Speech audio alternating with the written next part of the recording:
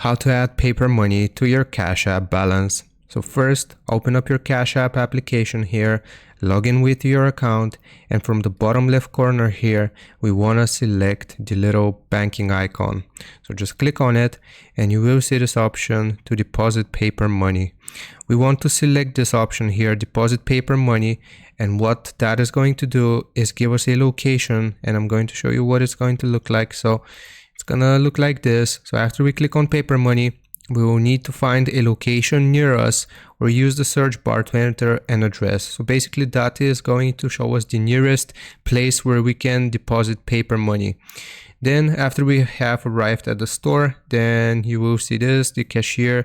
You can ask the cashier to load funds to your Cash App balance using your barcode. Now, where can you find your barcode here? I'm just going to go back.